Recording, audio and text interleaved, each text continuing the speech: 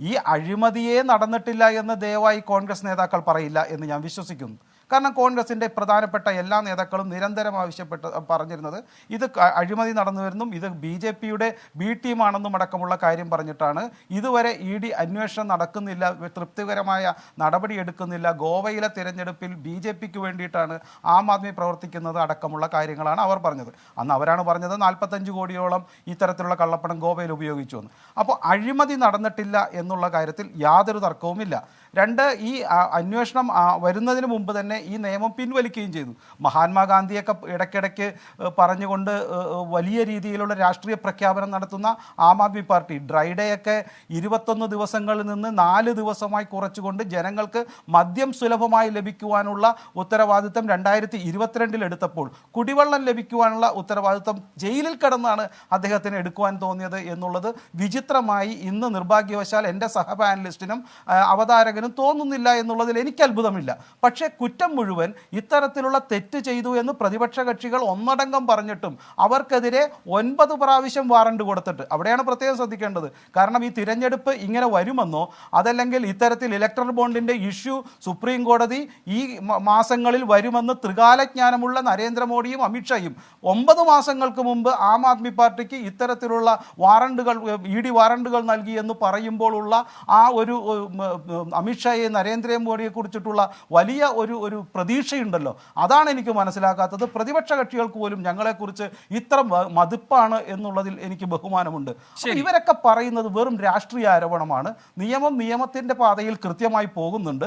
അതിനെ 9 മാസം തടഞ്ഞു നിർത്തിയിട്ടും കൂടെ ഉള്ള കുറ്റവാളികൾക്ക് സുപ്രീം കോടതി വരെ പോയിട്ട് നിയമപരമായി യാതൊരു പോകുന്നതിന്റെ കഥ പറയുകയുണ്ടായി. നാം ഈ PMLA ആക്ടുമായി ബന്ധപ്പെട്ട ഈ 2 മുന്നുപാധികൾ എന്ന് പറയുന്ന കാര്യം അത് അങ്ങും അംഗീകരിച്ചതിൽ സന്തോഷം. പിന്നെ അങ്ങ് പറഞ്ഞ ഒരു കാര്യം, ഇതിലിപ്പോ അഴിമതി ഉണ്ട് എന്ന് കോൺഗ്രസ് ആണല്ലോ പറഞ്ഞിരിക്കുന്നത്.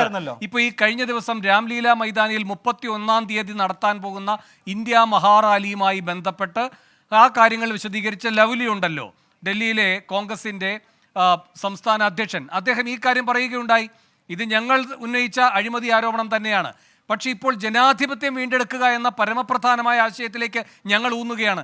ജനാധിപത്യം ആദ്യം ഉറപ്പുവരുത്താം, അതിനുശേഷം മതിയല്ലോ മറ്റു കാര്യങ്ങളുമായി ബന്ധപ്പെട്ട സമരങ്ങളുടെ പ്രസക്തി എന്നത്.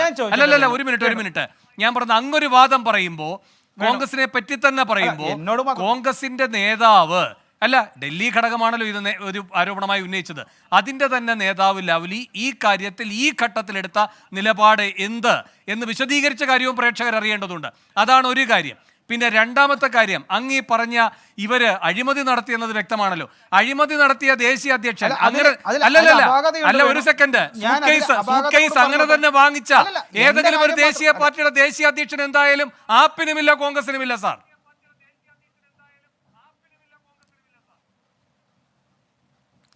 ഞാൻ പറഞ്ഞോളൂ. ഒരു നിലപാടെടുത്തു കഴിഞ്ഞാൽ മാറ്റാതിരിക്കുക എന്നുള്ളത് രാഷ്ട്രീയമായി ഒരു രാഷ്ട്രീയ പാർട്ടിയുടെയും നേതാക്കളുടെയും മാന്യതയാണ്. അതൊന്നും ഞാൻ എല്ലാവരെയും പ്രതീക്ഷിക്കുന്നില്ല, ആഗ്രഹിക്കാനും പാടില്ല. രണ്ട്, ഇത്തരത്തിലുള്ള പണമിടപാടുകൾ മറ്റൊരു വാർത്ത മുഖ്യമന്ത്രി ആയിരിക്കുമ്പോൾ അജിത് പവാറിനെതിരെ 70,000 കോടിയുടെ അഴിമതി വേണം. അല്ല, ഒരു സെക്കൻഡ്, പറഞ്ഞത് വിഴുങ്ങരുത് എന്ന് പറയുമ്പോൾ അത് ഫഡ്നാവിസിനോട് പറഞ്ഞേക്കും. അത് പറയാൻ വേണം. അല്ല, ഒരു സെക്കൻഡ്, അല്ല, ഫട്നാവിസിനോട് ഞാൻ പറയാം. ഏതായാലും വേണു തൽക്കാലം വിഴുങ്ങാതിരിക്കൂ. ഒന്ന്. രണ്ട്, അഴിമതിയുടെ കള്ളപ്പണങ്ങൾ ഇത്തരത്തിൽ ഒരു ജനാധിപത്യത്തിൽ ഉപയോഗിക്കുമ്പോൾ അതിനെതിരെ നടപടിയെടുക്കുക എന്നുള്ളതാണ് ജനാധിപത്യത്തെ രക്ഷിക്കാനുള്ള ഏറ്റവും വലിയ കാര്യം. ഇപ്പോൾ നോക്കൂ, നിങ്ങളുടെ വാർത്ത വന്നില്ലെങ്കിലും 24-ലോ വേണുവോ ഈ വാർത്ത വായിച്ചില്ലെങ്കിലും അരവിന്ദ് കെജ്രിവാളിനെതിരെ സിഖ് ഫോർ ജസ്റ്റിസ് എന്ന സംഘടന ഏതാണ്ട് 140 കോടി രൂപയോളം വരുന്ന തുക 2014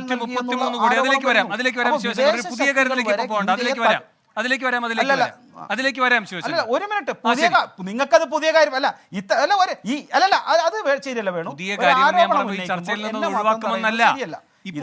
ചോദ്യങ്ങൾക്ക് മറുപടി പറയൂ. പന്നുവിന്റെ കാര്യം നമുക്ക് എടുക്കാം, പന്നുവിന്റെ കാര്യം എടുക്കാം, ബംഗാൾ ലക്ഷ്മൺ പെട്ടിയുമായി പോയ കഥ എടുക്കാം, അതൊക്കെ വരുന്ന മുറയ്ക്ക് എടുക്കാം, എക്സ്പ്ലെയിൻ ചെയ്യും.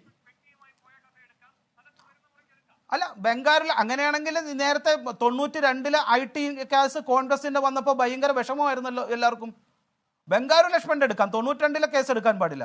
ഞാൻ സിക്ക് ഫോർ ജസ്റ്റിസ് 133 കോടിയോ 140 കോടിയോ 16 ബില്യൺ എന്നാ പറഞ്ഞേക്കണത്. അത് ഏത് കാലഘട്ടത്തിലാണ്, അതിന്റെ ഇന്നത്തെ തുക എത്ര എന്നുള്ളത് വേറെ കണക്കാക്കാം.